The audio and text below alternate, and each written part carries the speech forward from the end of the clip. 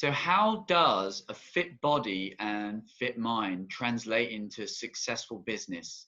On today's show, we have Steve Pawlowski, who has, as you can see, a really fit body. He's got huge biceps, but also a successful business. And we're going to be exploring the interrelationship between the two and how you can have that in your own life.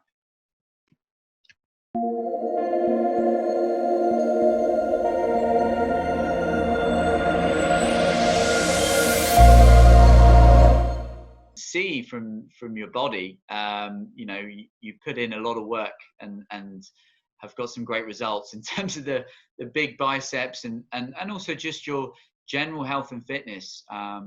Looking amazing for 50. Is it 57 you are now, Steve? Yes, sir. So my first question is, can you explain the effect of having a fit body and a healthy body? What effect does that have on your mind and also on your business? Well, thank you, Matt, first of all, for the kind words. Okay, I don't really feel like I'm fit like I used to be, and I've got like gray hair and not exactly what I used to be, but it's a good point because I believe in balance in life. And, balance is a combination of things. It's a combination of, working not a lot, but high quality, intense work. It's about eating good. It's about keeping yourself in decent shape. It's about sleeping good. And so, what I do is I believe that having a fit body certainly gives you a lot more energy. It gives you more stamina. I can work 16 hours a day nonstop, and at this age, and I still feel like I keep going. So absolutely being fit gives you a lot of benefits, but in the workplace or in coaching or in parenting, it's the ability. I mean, my son's 13 years old and he constantly is asking me to play basketball, and my bones, I broke my ankle twice. I've got 14 surgeries under my bag in my life. And, but I still go out and play with him. I mean, we play one-on-one and I still beat him. Okay. Even though he's pretty good. Won't be much longer though, but yeah, absolutely. A fit body, cardio and strength, which I can talk about in more detail, is super important for clear, focused thinking, stamina, energy. Now, Steve, a lot of people will be looking at you going, wow, you've got results here in terms of going to the gym. And quite often people go to the gym as a habit, but they don't get results, and they might go quite frequently as well. What do you bring to the table in order to get results? If it's not just about habit, what else is it about? And as a follow-up to that, how does that translate to business and getting results in business? Well, great question, Matt. You really always make me think. So, I guess my answer on this one is, why do some people exercise and not get results? And how do I bring this to business or coaching or whatever? And, I think the first thing is a lot of people are activity-based versus results-based. Activity is, let me just go do something, okay? Let me jump on the treadmill. Let me go lift some weights or whatever. And that's the activity. Whereas I'm a very results-oriented person, so I focus on the results. So if I do an exercise, what I ask myself is I say, well, what am I doing, and what am I trying to accomplish with this exercise? So let's say I'm doing a bicep exercise. I don't focus on how much weight can I lift, okay? What I instead focus on is I say, what muscle am I intending to contract? And I feel that contraction without any weight, first of all, and I make sure that the form and the feeling of that contraction is good. And then basically you add resistance by adding weight to that. And so I think the answer to your question really is people being, focused on activity versus results, and knowing that the result is everything you're doing. You're trying to accomplish something. Cardio, another example. So cardio, you can get on and do a haphazard job of cardio, but when I do it, what I do is I know how old I am. I know my heart range. I know my Vmax. I know how long I should do it for. I wear a heart strap because I want feedback. I don't want to just feel something. I want to know it. And so I always use feedback. And when I do that, then I know, number one, how much am I exercising? And number two, I can tell if I'm improving, because when you improve, you have a metric to measure your improvement. And if you improve, you feel good about it and you do it more. Steve, that's so interesting that you almost mentally rehearse the actions that you're going to take in order, and thinking about the results first. And you said, what muscle am I intending to contract versus just, doing 10 reps of, 20 kilos or 10 kilos.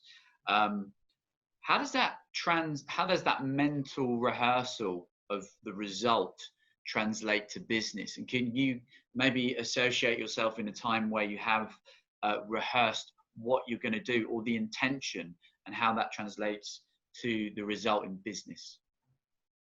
Once again, Matt, great question. And, you really make me think, but I think I've got an answer for this. And, I'm a very a KPI based person. Okay. So I like to I put metrics on everything, because I always believe that if you put a metric on anything, it will improve because you measure it.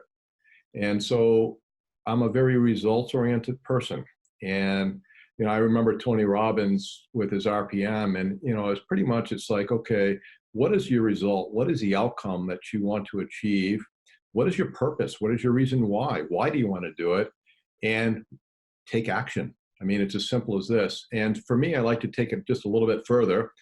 Not that I would put down Tony Robbins because he's like the best in the world, but I would just say that, bottom line is, when I look at results, I want to be able to measure them, no matter what, whether it's the yields in a production factory, or whether it's my ability to be a proper parent, or the effectiveness of a coach, or customer service as a percentage of improvement. It doesn't matter. Everything can be measured, okay? And you put a KPI on it. And so we know what the result is, and then we have a reason why we want to do it.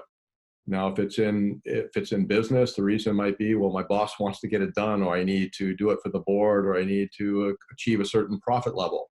If it's for me, exercise, it's like, hey, I want to achieve a decent body. It doesn't really matter, but that's the purpose. And then it's to create the action plan. And I use a 3-level plan always in life. I use the top level, which is the very high level view of things. I use a slightly more detailed view, which is I call level 2.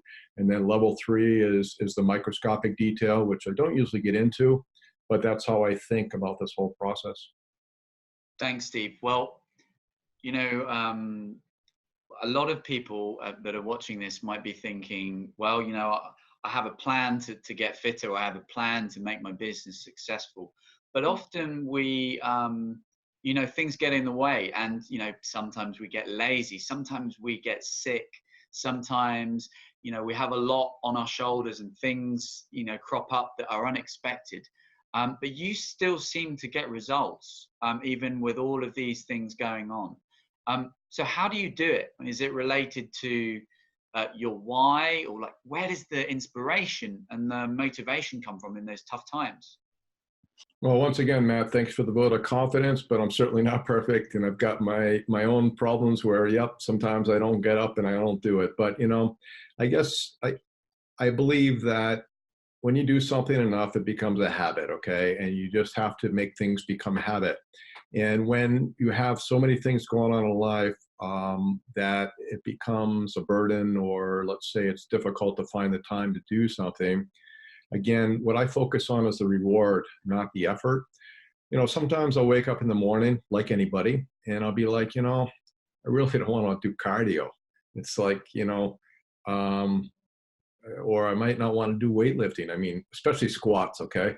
I know when it's squat day, I'm like, I really don't want to do this. But what I focus on when I have these thoughts is I focus on just get on the machine, do 1 minute, okay? Just put the weights on the squat bar, just get it set up, put your shoes on, make it look like you're ready. And I don't think about, you know, okay, this is going to take an hour and it's going to be painful and all this stuff. I focus only on the very, very, very near term, which is put my shoes on.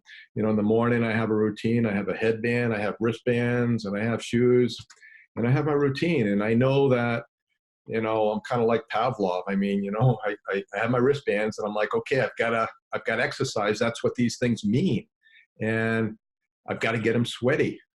So I think it's results, and not focusing on the effort is the key to success. And if people think too much about the future, and this is something I can talk about separate, but when you start thinking too much, too far in advance, things get complicated, and you find reasons why, well, maybe I won't do it, but I don't do that.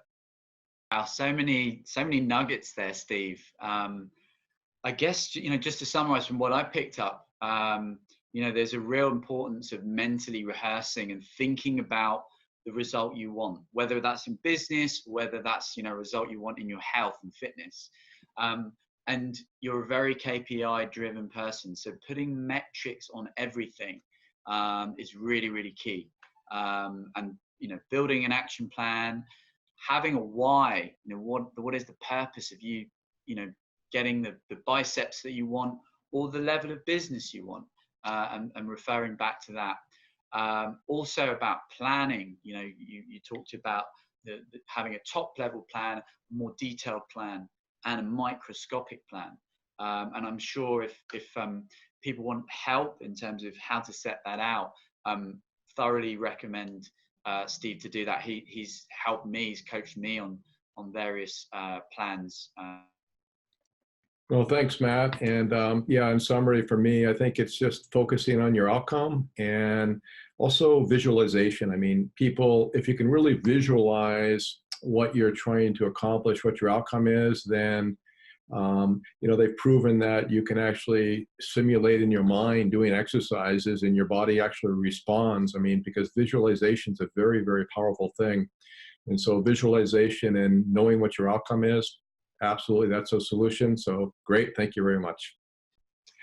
All right, everybody. Thank you so much for today. And, you know, it's been a pleasure working with such a great team with NLP Coach Matt and Mastermind Melon. I'm so proud to work with people like this. And, you know, we really work hard on producing these types of videos and things. And we really appreciate you guys subscribing. Ring the bell so that, you know, next time our video comes up, you get automatically notified. Press like, share it with your friends. And also, please note down below, you know, we've got links for myself, for my website. I got a free ebook, Learn How Your Mind Works and How to Change Your Life. And then I'll just let Matt add his in real quickly, and Kun Melon. Yeah, sure. Thanks, Steve. And, you know, it was a pleasure to interview you today. In terms of, you know, if you wanted to explore your own mind with probing questions, if you have a challenge, or if you want to kind of uncover some of the strengths you have in life, then feel free to reach out to me as well. The link should be below, and you can connect with me on Facebook. Thanks, Steve.